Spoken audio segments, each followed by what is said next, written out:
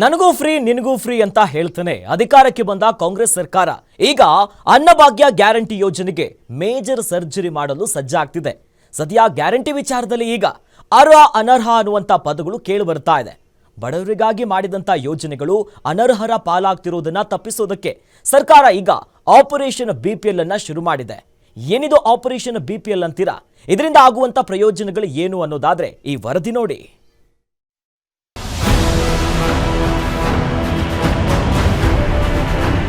ರಾಜ್ಯ ಸರ್ಕಾರ ಅಧಿಕಾರಕ್ಕೆ ಬಂದು 2 ವರ್ಷ ಪೂರೈಸಿದೆ. ಸರ್ಕಾರ ರಾಜ್ಯದ ಜನರಿಗೆ ಹಲವು ಯೋಜನೆಗಳನ್ನು ಘೋಷಿಸಿದ್ದು, ಅವುಗಳಲ್ಲಿ ಗ್ಯಾರಂಟಿ ಯೋಜನೆಗಳದ್ದೇ ಬಹುಮುಖ್ಯ ಪಾಲು. ಚುನಾವಣೆಯ ವೇಳೆ ಕಾಂಗ್ರೆಸ್ 5 ಗ್ಯಾರಂಟಿ ಯೋಜನೆಗಳನ್ನು ಘೋಷಿಸಿತ್ತು. ಆದರೆ ಗ್ಯಾರಂಟಿ ಯೋಜನೆಗಳು ಈಗ ಅನರ್ಹರ ಪಾಲಾಗುತ್ತಿವೆ. ಅದರಲ್ಲೂ ಅನರ್ಹ ಬಿಪಿಎಲ್ ಕಾರ್ಡ್ಗಳ ಹಾವಳಿ ಹೆಚ್ಚಾಗಿದ್ದು, ಇವು ಗ್ಯಾರಂಟಿ ಯೋಜನೆಗಳಿಗೆ ಹೊರೆಯಾಗುತ್ತಿವೆ ಎಂದು ಸರ್ಕಾರ ಈಗ ಆಪರೇಷನ್ ಬಿಪಿಎಲ್ ಕಾರ್ಡ್ ಅಭಿಯಾನ ಶುರು ಮಾಡಿದೆ.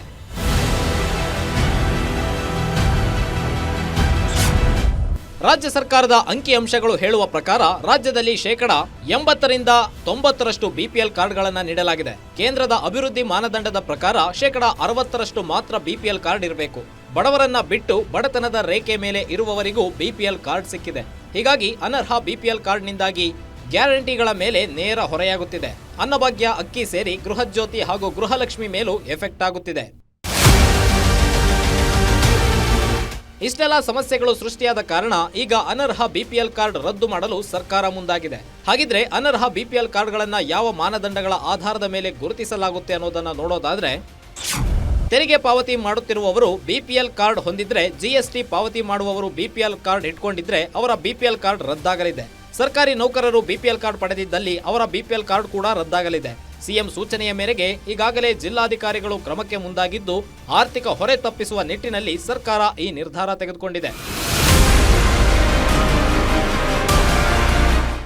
ರಾಜ್ಯ ಸರ್ಕಾರ ನೀಡ್ತಿರೋ ಗ್ಯಾರಂಟಿ ಯೋಜನೆಗಳಿಂದ ರಾಜ್ಯದ ಆರ್ಥಿಕತೆ ಕುಸಿಯುತ್ತಿದೆ ಅನ್ನೋದು ವಿಪಕ್ಷಗಳ ಆರೋಪ. ಇತ್ತ ರಾಜ್ಯ ಸರ್ಕಾರ ಸಚಿವ ಸಂಪುಟ ಸದಸ್ಯರು ಮತ್ತು ಶಾಸಕರು ಗ್ಯಾರಂಟಿಗಳ ಬಗ್ಗೆ ಆಗಾಗ ಅಪಸ್ವರ ಎತ್ತುತ್ತಿದ್ರು. ಆದರೆ ಸಿಎಂ ಸಿದ್ದರಾಮಯ್ಯ ಯಾವುದೇ ಕಾರಣಕ್ಕೂ ಗ್ಯಾರಂಟಿ ಬಂದ್ ಮಾಡಲ್ಲ, ಬದಲಾವಣೆ ಮಾಡಲ್ಲ ಎನ್ನುವ ಮೂಲಕ ಖಡಕ್ ಸಂದೇಶವನ್ನ ನೀಡಿದ್ದಾರೆ. ಇದರ ಜೊತೆಗೆ ಅನರ್ಹ ಬಿಪಿಎಲ್ ಕಾರ್ಡ್ಗಳ ಹೊರೆ ತಪ್ಪಿಸಲು ಸರ್ಕಾರ ಕ್ರಮ ಕೈಗೊಳ್ಳುತ್ತಿದೆ.